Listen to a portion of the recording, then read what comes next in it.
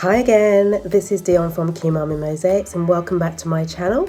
So in this episode, episode 4 I believe, I'll be showing you how I installed my flying carpet. So let's take a look. Okay, so last week I showed you how I installed my Sankofa bird, and this week I've completed this. Sorry I didn't take any footage of me actually doing it. But I was quite busy, so I just went ahead and I did it. So this is what it looks like. This is what I call the flying carpet, and it's going to go just underneath where I've got 2 more of my designs on the powder room downstairs in my hallway. So I just wanted to show you it up close. I've used some unglazed ceramic here in the middle.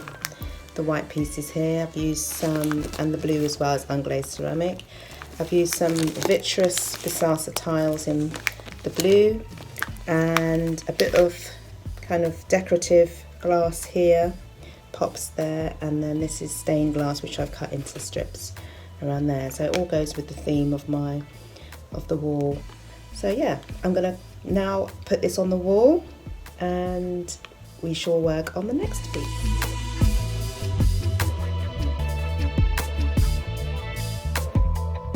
So guess what I forgot to do before I started to apply the adhesive?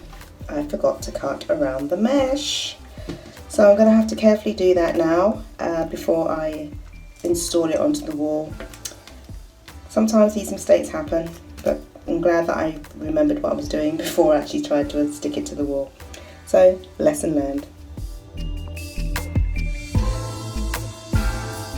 Okay, so I'm about to attach my mosaic to the wall, and you can see I've done a little bit of a scratch coat down there just to give it a little bit extra strength.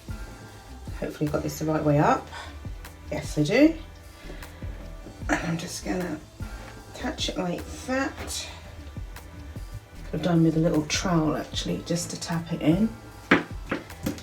I'll do that afterwards, but that seems to be good. Just gonna give it a little wiggle. And there you go.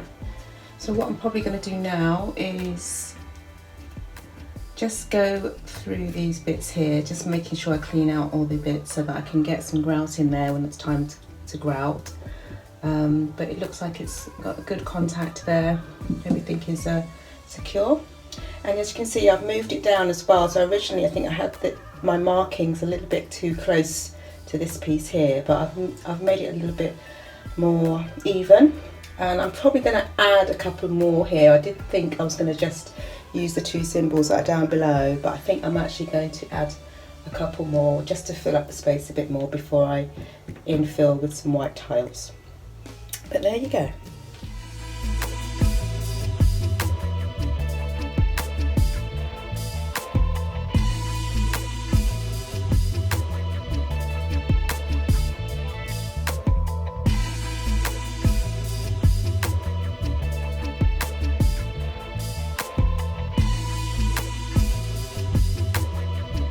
Okay, so I'm back in my powder room, and I just wanted to give you a little pan view up to see what it looks like at the moment. Yeah, it's getting there, and as you can see I've got a symbol down there to the right and one down here to the left. Now what I've decided now is I'm going to move this one on the left, and it's going to go all the way up there,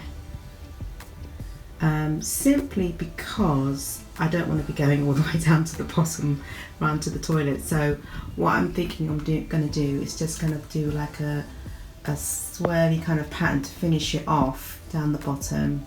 Might move that one, not too sure yet. And then at the very top, it's not going to be straight at the top either, it's just going to be kind of wavy at the top as well. Sorry, the image is a little bit blurry. So yeah, that's the idea of what I'm going to do next. So yeah, let's see how this one goes. So I'm going to move this one all the way up to there. Okay, so before I go ahead and start working on my next mosaic for my wall, I thought I'd show you the inspiration behind some of my images that I've got up there. And this is a book that I purchased years ago. I found it on Amazon, and it's called The African Designs from Traditional Sources by Jeffrey Williams, 378 illustrations. And so this is a fantastic book. It's got loads of images from different parts of African culture, different symbolisms, images and things like that. So this is the inspiration I got behind one of them on my wall here. This one is painted cloth from Ghana, so it hasn't actually got a meaning or anything like that, but I believe this is an adinkra symbol, and I think it's got something to do with the home. And then you can recognise that one at the bottom there. That's also from Ghana.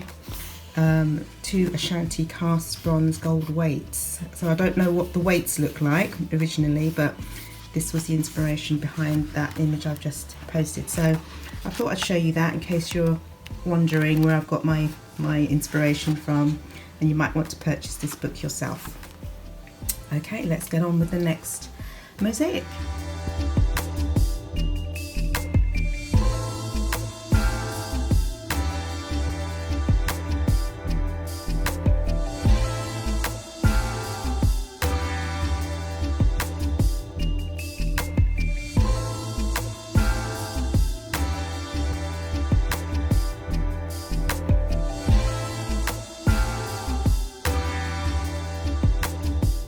Okay, so I have transferred my image straight onto the cellophane this time, because I actually put the cellophane on the wall and then drew over the image, and now I can use this as my base.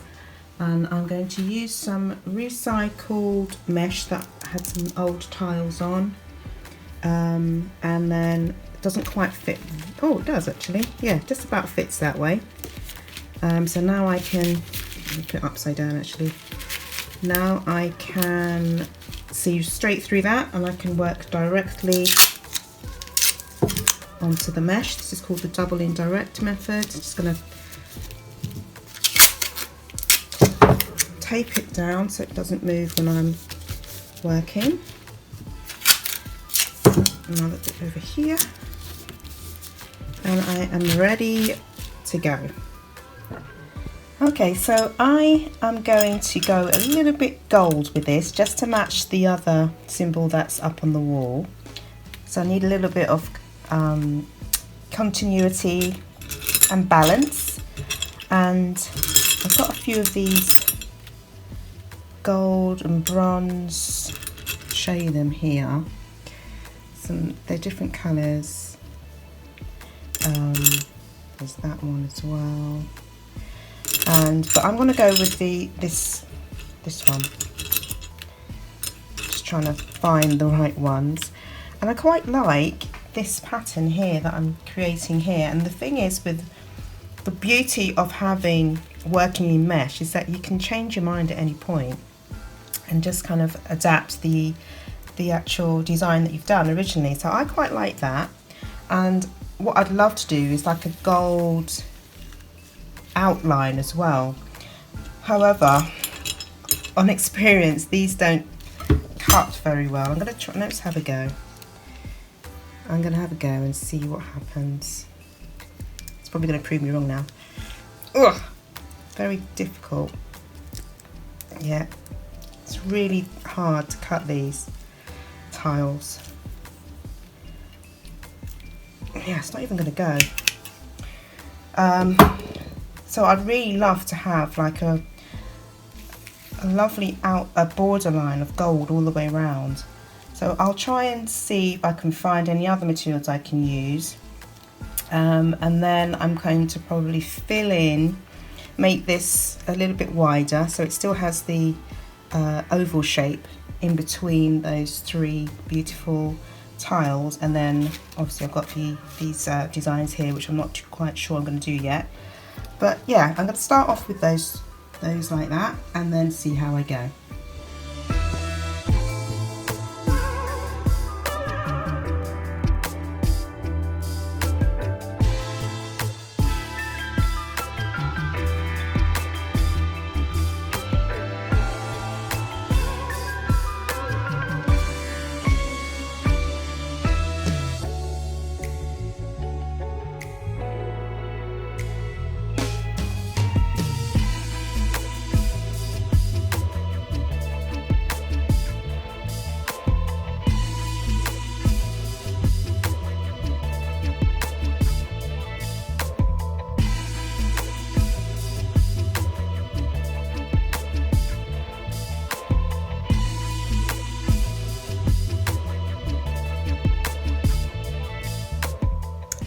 So this completes this video, but I do want to show you where I got to, because I did a little bit extra after I came off camera, and this is what it looks like now. And so you can see I've filled in around the gold diamonds, and it's getting there. I'm liking that kind of, that vibe. So I am going to go ahead and order some gold tiles to finish that outline there, and then I'm going to infill again. So I'm going to move away from this for a little while, and the next video you see, I'll be working on something a little different. So stay tuned. Hope you've subscribed, hit that bell so that you are notified when the next video comes up. All right, take care and be well.